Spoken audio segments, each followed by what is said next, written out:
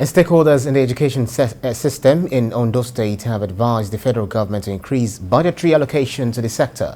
They also want the government to check proliferation of private schools and universities in the country. Our correspondent Ayodeji Maradiyo reports on this. Nigeria's education system is faced with many problems, ranging from poor funding to lack of infrastructure.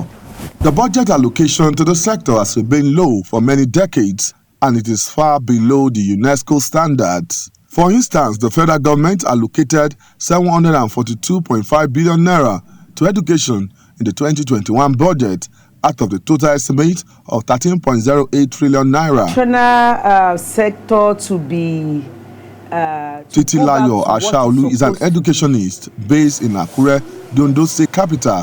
What is budgeted for education, we can see that it's like our government don't really give education the priority that should be given. Because why?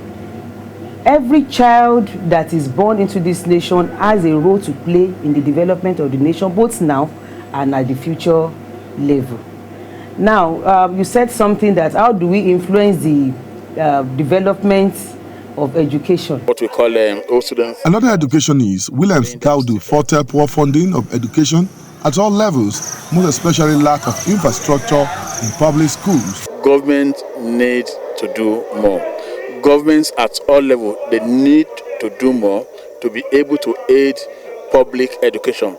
Public education is dying, is decaying, and it is unfortunate. We all pass through that system. They also want the federal government to check proliferation of private universities in the country. I understand that they have grade A school, grade B, even grade D, that you want to pay a token. We should abolish this culture of once you pay a token. Government should not be after money. So I know what it means. All through my life, primary school, early primary school, community high school, IFE, all are public schools.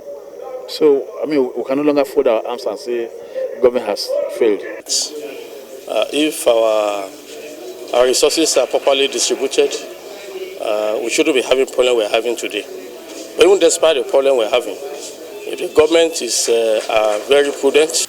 Despite the challenges faced by Nigeria's education system and the calls for government to increase funding to the sector, there is potential